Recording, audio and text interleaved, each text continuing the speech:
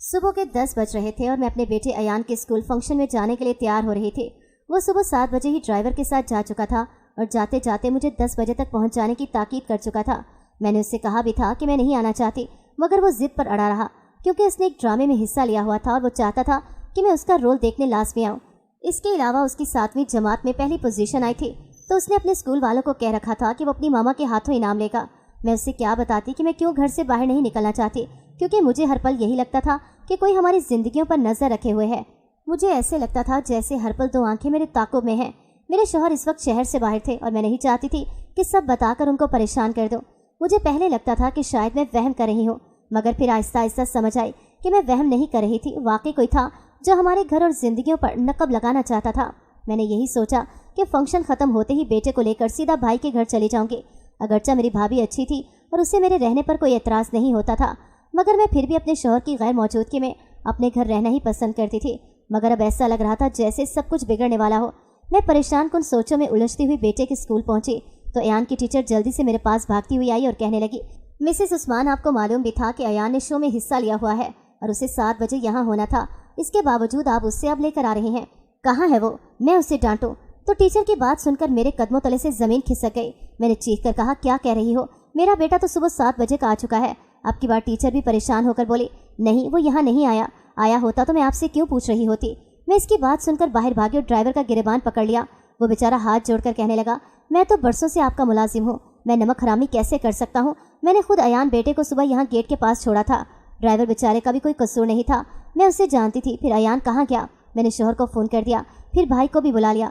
سب کو یہی پریشانی تھی کہ ایان کو کون اٹھا کر لے گیا۔ CCTV سے پتہ چلا کہ وہ خود ایک گاڑی میں بیٹھ رہا تھا، ایسا لگ رہا تھا جیسے وہ گاڑی والے کو اچھے سے جانتا ہو۔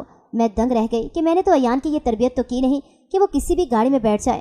اب سوائے انتظار کرنے کے کوئی حل نہیں تھا۔ ہماری توقع کے مطابق 1 بجے ایک انجان نمبر سے کال آئی۔ کال سنتے ہی موبائل میرے ہاتھ سے چھوٹ کر نیچے جا گرا، کیونکہ وہی ہوا جس کا خدشہ تھا، جس کا ڈر اتنے دنوں سے مجھے کھائے جا رہا تھا، وہی ہوا۔ وہ اپنی امانت واپس لے گئے۔ 10 سال بعد میرا ماضی پھر سے سامنے آ کھڑا ہوا تھا اور میں بھول ہی گئی تھی کہ ایان کو کسی بھی وقت وہ لینے آ سکتے ہیں۔ میرا نام فاریہ حمید ہے، میں ایک اچھے اور معزز گھرانے سے تعلق رکھتی تھی۔ میرا ایک ہی بھائی تھا جس سے میں بہت پیار کرتی تھی، وہ بھی مجھ پہ جان چھڑکتا تھا۔ میں نے بہترین اسکول اور کالج میں پڑھائی کی اور پڑھائی ختم ہوتے ہی میرے والدین کو میری شادی کی فکر ہونے لگی، مگر میں نے انہیں اپنی پسند کے بارے میں صاف صاف بتا دیا کہ میں صرف عثمان سے شادی کرنا چاہتی ہوں۔ مجھے یاد پڑتا تھا کہ جب میں پڑھنے کے لیے یونیورسٹی میں گئی تھی تو تب میں بہت اکیلی تھی، شروع میں میری کوئی بھی دوست نہ تھی۔ یہی بات مجھے بہت پریشان کرتی تھی۔ میں پورا دن اکیلے ہی رہا کرتی اور یہی سوچتی رہتی کہ کاش کسی طرح میری بھی کوئی دوست بن جائے۔ پہلے ہی سیمیسٹر میں میری ایک لڑکی سے دوستی ہوئی اور پھر ہم ایک ساتھ ہی رہتے تھے۔ وہ میرے ہی ہاسٹل میں رہا کرتی تھی اور پھر ہم نے ایک ہی روم بھی لے لیا۔ اس سے میری دوستی اچھی خاصی ہو گئی تھی۔ آہستہ آہستہ پھر ہمارا ایک پورا گروپ سا بن گیا، جس میں ہم سمیت 2 مزید لڑکیاں اور 3 لڑکے شامل تھے۔ وہ ہمارے اچھے دوستوں کی طرح تھے۔ تیسرے سیمیسٹر میں جا کر ہمارے ہی گروپ کے ایک لڑکے نے مجھے پرپوز کر دیا۔ وہ عثمان تھا، جو ہمارے گروپ کا سب سے لائق شریف لڑکا تھا، لیکن وہ بہت کم گو تھا، بس اپنے کام سے کام رکھتا اور کم باتیں کرتا۔ مجھے بھی وہ پسند آنے لگا تھا۔ یونیورسٹی آف ہوتے ہی ہم دونوں کسی پارک میں چلے جاتے اور وہاں بیٹھے رہتے تھے۔ پھر میں نے ہی اسے شادی کے لیے کہا، اس نے اپنے گھر بات کی اور میں نے اپنے گھر، اور پھر ہماری شادی ہو گئی اور میں رخصت ہو کر اپنے سسرال آ گئی۔ شادی کے بعد انہوں نے جاب کرنا شروع کر دی تو زیادہ وقت ان کا وہیں گزرنے لگا۔ ہماری پسند کی شادی تھی، رشتہ داروں کے لیے یہ ایک ناپسندیدہ بات تھی۔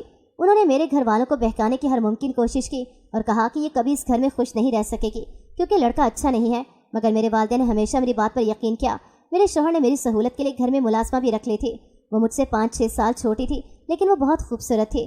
اس کی آنکھیں نیلے رنگ کی تھی۔ وہ میرا بہت خیال رکھتی اور شام کو میرے پاؤں بھی دبایا کرتی تھی۔ ملازمہ کا نام صفیہ تھا۔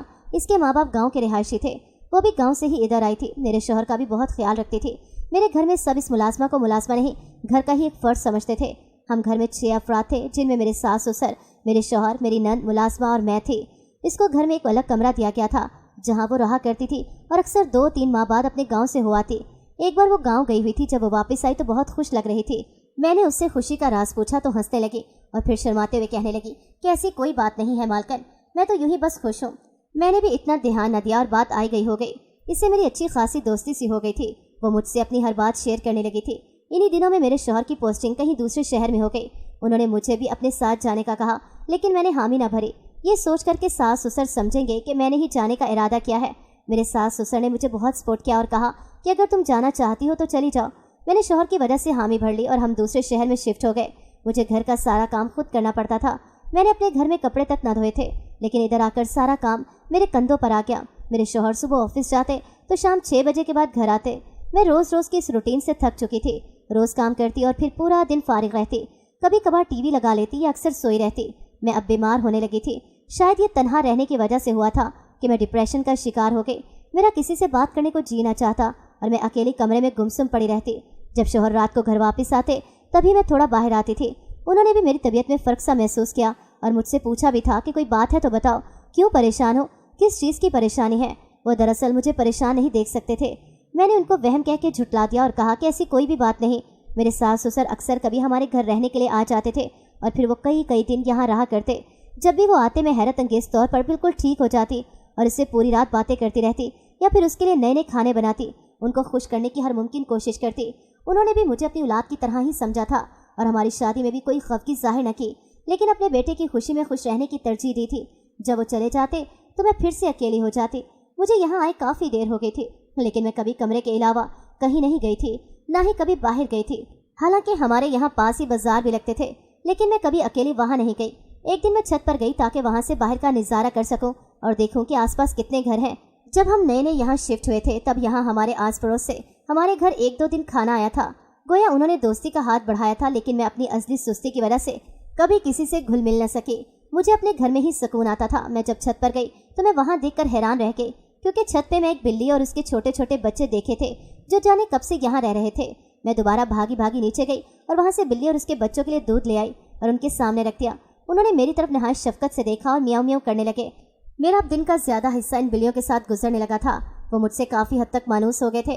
फिर ऐसा हुआ कि जब मेरा उनके साथ दिल लग गया था तो वो बिल्लियाँ एक दिन अचानक गायब हो गई। मैं काफ़ी परेशान हुई, उनको बहुत ढूंढा, लेकिन वो न जाने कहाँ चली गई थी। मेरी पहले जैसी हालत हो गई। मैं घर में अकेली रहती तो घर मुझे काट खाने को दौड़ता और अक्सर ऐसा होता कि मुझे लगता कोई और भी इस घर में मौजूद है।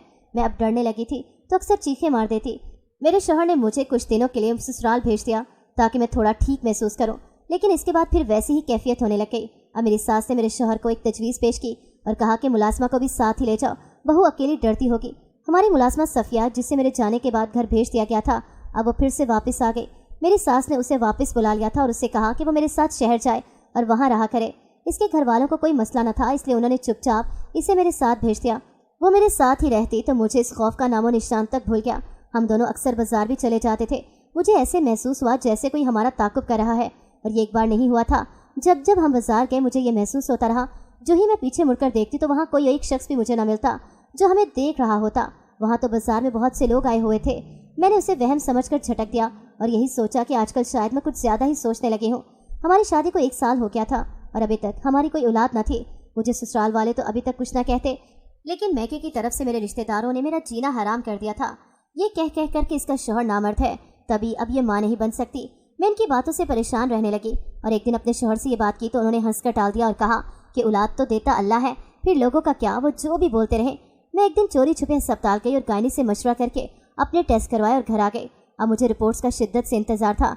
जब मेरी रिपोर्ट्स आई तो मैं ये देखकर बहुत हैरान रह के मेरे सर पर जैसे छत ही गिर गई हो, क्योंकि मेरी रिपोर्ट्स में साफ साफ लिखा था कि मैं बांझ हूँ और कभी भी माँ नहीं बन सकती। इस दिन मैं घर वापस आकर बहुत रोई थी कि ये कैसा इंसाफ है। मैं अब माँ ना बन सकी तो मेरा शौहर मुझे तलाक देकर दूसरी शादी करेगा। मैं रोने लगी और रोते रोते ही सो गई। मैंने सोते हुए ख्वाब में देखा कि एक बच्चा मेरे पास खेल रहा है और वो बहुत गोल मटोल सा है। मैंने उसे उठाया ही था कि वो वहाँ से गायब हो गया। मैं उठकर उसी ख्वाब के बारे में सोचने लग गई और मैंने रिपोर्ट्स जला दी ताकि कोई भी रिपोर्ट्स को ना देख सके। मैं अपने शौहर के बहुत करीब रहने लगी ताकि उनका ध्यान किसी भी औरत की तरफ न जाए और उनसे अक्सर वादे करती रहती थी कि वो मुझे कभी छोड़ कर न जाएं। मेरे ससुराल वाले अब इशारे कनाइयों में बच्चे के बारे में बात करने लगे। मेरे पास कोई जवाब न होता था। मैं हर चीज़ से बेखबर हो गई थी। कुछ दिनों बाद मैंने अपनी मुलाजमा को ऐसी हालत में देखा कि मुझे यकीन ही ना हुआ।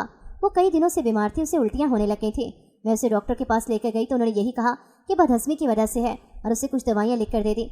उसे अक्सर चक्कर आने लग जाते। मैं डर गई थी कि ये किसी बड़ी बीमारी में मुब्तला लगती है। रफ्ता रफ्ता मैंने गौर किया कि सफिया के पेट भी बढ़ गया है और वह मुश्किल से चलती थी। मैं उसके बारे में कुछ ऐसा वैसा नहीं सोच सकती थी क्योंकि वो मुलाजमा बहुत अच्छी थी और तो और वो अभी तक कंवारी थी। इसकी शादी नहीं हुई थी, वरना तो मुझे यही लगता कि शायद वो हामला हो गई है। इससे मैंने एक दिन उसकी तबीयत बिगड़ने पर सवाल किया तो उसने जो कुछ मुझे बताया मैं सुनकर ठटक गई और उसकी किस्मत पर मातम मनाने लगी। वो बेचारी कम उम्र हसीन मुलाजमा किसी की हवस का शिकार हो गई थी। मैंने उससे पूछा कि वो कौन है तो उसने मुझे कुछ भी न बताया और बस इतना ही कहा کہ ایک رات کو उसके कमरे में कोई शख्स आया था और उस शख्स ने उसके साथ ज्यादती कर दी। अब वो कहीं भी मुंह दिखाने के काबिल न रही। उसने डॉक्टर से मशवरा किया तो उन्होंने कहा कि अब अबॉर्शन नहीं हो सकता क्योंकि काफ़ी वक्त बीत चुका है। अगर अब अबॉर्शन करवाया तो उसकी मौत भी हो सकती है और बच्चे की भी जान जा सकती है। अब मैं बहुत परेशान हुई क्योंकि ये मुलाजमा मेरी ही जिम्मेदारी थी और इस ऊंच नीच पे उसके घर वाले उसे कभी माफ़ न करते। मैंने गेम खेलने का सोचा और ये कहकर मुलाजमा को कहीं दूर ले जाती हूँ ताकि किसी को कानो कान खबर ही ना हो। मैंने ये बात अपने शौहर को भी नहीं बताई। मैं नहीं चाहती थी कि उनको परेशानी हो। खुदा का करना ऐसा हुआ कि मुझे मुलाजमा को कहीं भी लेकर जाना न पड़ा और मेरे शौहर खुद ही ऑफिस की तरफ से किसी लंबे ट्रिप पर मुल्क से बाहर चले गए और अब वो इधर ही हमारे घर बिना किसी परेशानी के रहने लगी। मैंने एक दिन उससे एक बात कही और वो मेरी बात आसानी से मान गई। मैंने उसे कहा कि अगर तू ये बच्चा मुझे दे देती तो तुम्हारी बदनामी भी नहीं होगी और मुझे भी बच्चा मिल जाएगा। मैंने अपने ख़ानदान में ये बात फैला दी कि मैं माँ बनने वाली हूँ। मेरे शौहर रोज़ मुझे वीडियो कॉल करते और मुझे अपना ख्याल रखने को कहते। वो बहुत खुश थे। उनकी खुशी का कोई ठिकाना ना था। उन्होंने कहा कि वो आते हुए मेरे और बच्चे के लिए कपड़े वगैरह लेकर आएंगे। मेरे ससुराल जब ये बात पता चली तो मेरी सास यहाँ रहने आ गई और उन्होंने मुझे कहा कि अब तुम ज़रा सा भी काम मत किया करना, सारे काम मुलाजमा ही करेगी। वो यहाँ थी तो बेचारी मुलाजमा को अपनी इस हालत में भी काम करने पड़ते थे और वो मुश्किल से ही मगर काम करने लगती थी। मुझे उसकी हालत पर रहम आता था और दुख होता था। मेरी सास को मैंने वापस भेजा और कहा कि आप बीमार रहती हो, आप जाकर घर रहो, यहाँ तो बहुत मुश्किल होती होगी। तो उन्होंने मेरी बात न मानी और कहा कि वो तो यहाँ ही रहेंगी। मैं बहुत परेशान थी कि अगर मुलाजमा ही काम करती रही तो बच्चा सेहतमंद नहीं होगा। इसी रात मेरे ससुर की तबीयत ख़राब हुई और मेरी सास को वापस जाना पड़ा। पर जाते जाते उन्होंने कहा था कि वो मेरी नंद को लाजमी भेजेंगी। वो वापस गई तो नंद के पेपर्स होने वाले थे। उसने नहायत खुशदिली से माजरत कर ली और कहा, भाभी मुझे माफ़ करना, ये तो एक अच्छी खुशखबरी थी। जब भी मेरे मैके में पता चला तो रिश्तेदारों के मुंह भी खुद ब खुद ही बंद हो गए थे और उन्होंने भी मेरे शौहर को बुरा भला कहना अब छोड़ दिया। मैंने मुलाजमा से एक शर्त पर बच्चा लेना था और वो शर्त मुलाजमा के मुताबिक थी। उसने मुझे कहा था कि वो बच्चा इसी सूरत देगी जब मैं उसकी किसी से शादी करवा दूंगी। मैंने आसपास देखा लेकिन मुझे कोई भी नजर ना आया। फिर मैंने अपने भाई से उसकी शादी करवाने का वादा कर लिया। मेरा भाई बहुत अच्छा और खूबसूरत था। जब मैंने उसे मुलाजमा से शादी करने का कहा तो उसने साफ इनकार कर दिया और कहा कि क्या हुआ अगर मुलाजमा खूबसूरत है तो? खूबसूरत तो बहुत सी लड़कियां मिल जाती हैं, लेकिन असल में मैं एक मुलाजमा से शादी नहीं कर सकता क्योंकि मुझे मेरे दोस्त ताना देते रहेंगे। मैंने उसके तरले किए लेकिन वो ना माना। फिर मुझे मजबूरन उसे सारी बात बताना पड़ी। मैंने किसी को अपने बांझपन के बारे में अभी तक नहीं बताया था। मैंने उसे सारी बात बताई और कहा कि अपनी बहन का घर अब तुम ही बचा सकते हो, जिस पर मेरा भाई थोड़ा जज्बाती हो गया और वो सफिया से शादी करने के लिए मान गया। मेरे शौहर ने अब जल्दी आने की कोशिश की ताकि वो डिलीवरी टाइम इधर ही हो। उनका काम मुकम्मल हो गया लेकिन फिर बॉस ने जाने से मना कर दिया तो उनको रुकना पड़ गया। मुलाजमा ने बच्चा जना और फिर मेरे हवाले कर दिया।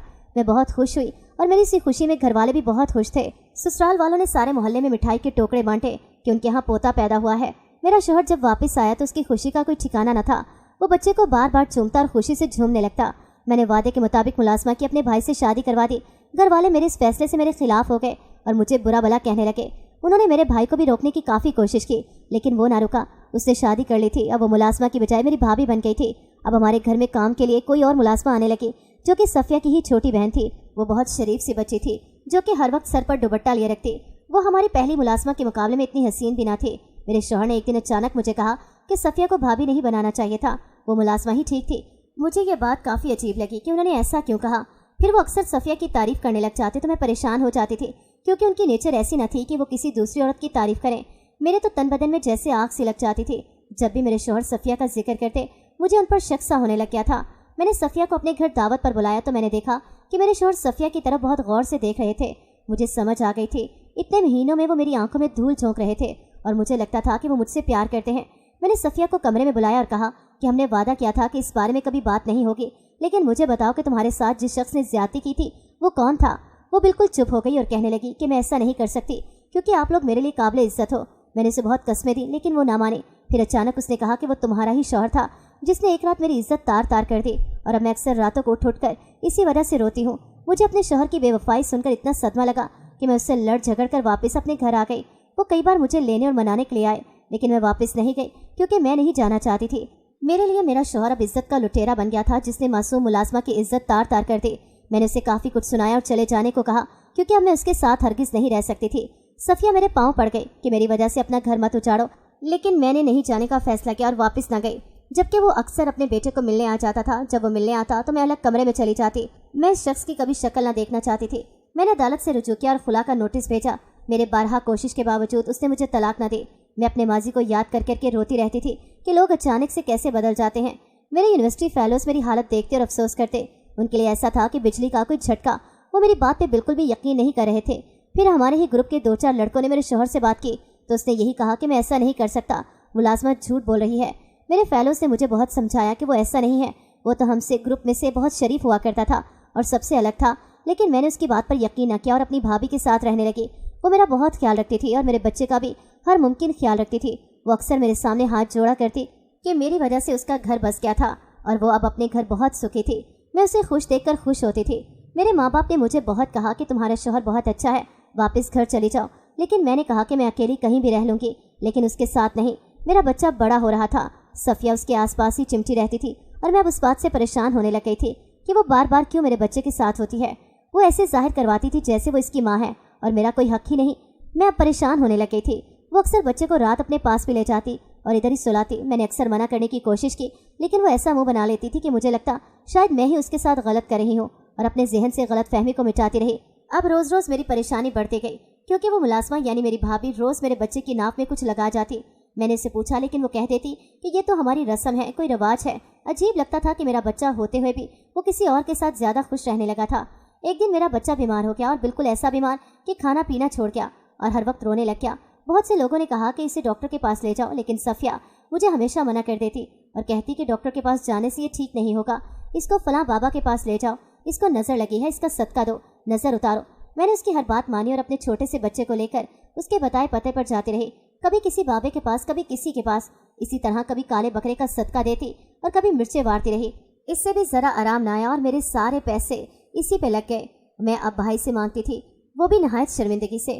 وہ بڑا دل رکھتے ہوئے مجھے بلا جھجک پیسے تھما دیتا اور کہتا کہ بچے کا علاج کروا لو، پیسے کی فکر نہ کرو۔ میں نے ایک دن بچے کو گاؤں میں کسی ڈاکٹر کے پاس لے گئی، اس نے دوائی لکھ کر دی اور کہا کہ بچہ بہت بے چین ہے، اسے کوئی نظر نہیں لگی، بس یہ بیمار ہے، اس کا خیال رکھو بہت زیادہ، ورنہ اس کی جان کو بھی خطرہ ہو سکتا ہے۔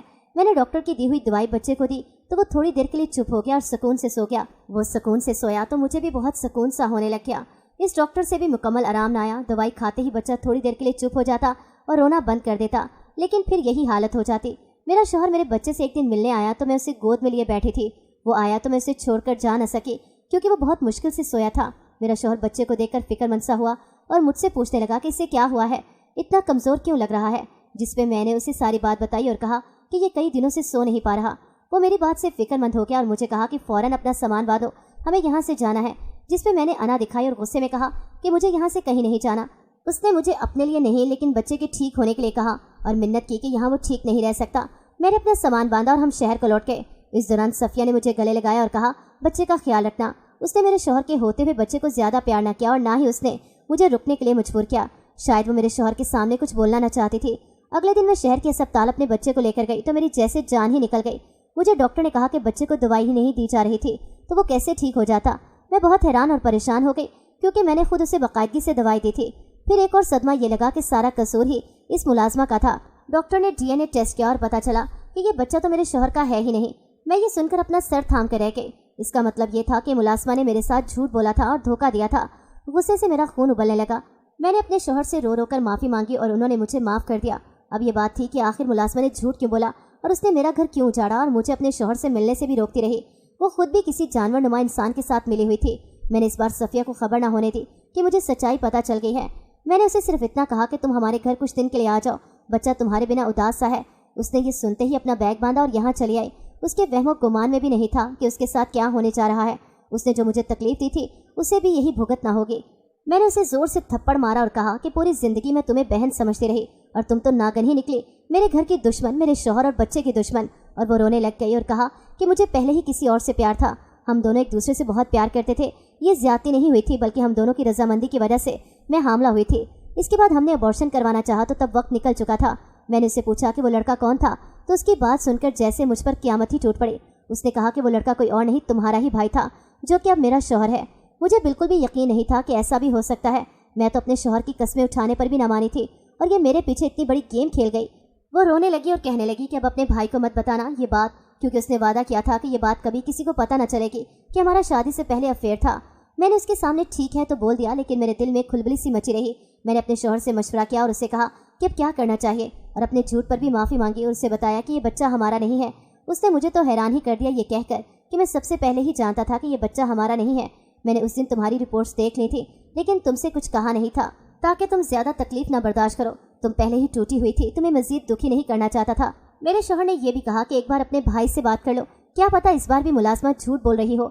मैंने अपने भाई से ये सब पूछा तो वो मुझ पर गुस्सा होने लग गया कि वो तो इसे जानता तक ना था। तुम्हारी वजह से ही मैंने शादी के लिए हामी भी भरी ताकि तुम्हारा घर बस जाए, और अब तुम मुझ पर ही इल्ज़ाम लगा रही हो कि मेरा उससे अफेयर था। इस बात से तो ये साबित हो गया कि हसीन मुलाजमा ने हमारे साथ धोखा किया था और हमें उल्लू बनाया था। इसकी वजह से तो मेरा घर भी टूटने पर आ गया। हमने उसकी जासूसी शुरू की तो पता चला कि ये किसी और शख्स का बच्चा है जो इसका ही खालाजाद कज़न था, लेकिन वो इससे इसलिए शादी नहीं करना चाहती थी कि वो आदमी बहुत गरीब था, इसलिए उसने ये सब ड्रामा रचाया ताकि उसकी शादी मेरे भाई से हो जाए और वो एक अमीर घर की बहू बन जाए। इस बात को भी उसने कबूल न किया और रोती रही कि मेरा भाई झूठ बोल रहा है, जबकि अब सच्चाई साफ जाहिर हो चुकी थी। वो अब भी झूठ पे झूठ बोल रही थी, लेकिन उसके इस बार के आंसुओं पे हमें यकीन नहीं आया। मेरे भाई ने उस मुलाजमा को तलाक दे दी और कहा कि तुमने मेरी बहन का घर उजाड़ने की कोशिश की थी, इसलिए तुम कभी मेरी नज़रों में ठीक नहीं हो सकती। इस मुलाजमा को हमने जेल करवा दी थी और भाई की एक बहुत अच्छी जगह शादी करवा दी थी, और अब वो फिर से 10 साल बाद मेरा बेटा मुझसे छीनने आई थी। मेरे शौहर ने उसी वक्त रिपोर्ट दर्ज करवाई। पुलिस ने एक बार ही उसे पकड़ लिया और तफ्तीश शुरू हुई तो मालूम हुआ कि वो कई दिनों से अयान से राब्ते में थी और उससे दोस्ती कर चुकी थी।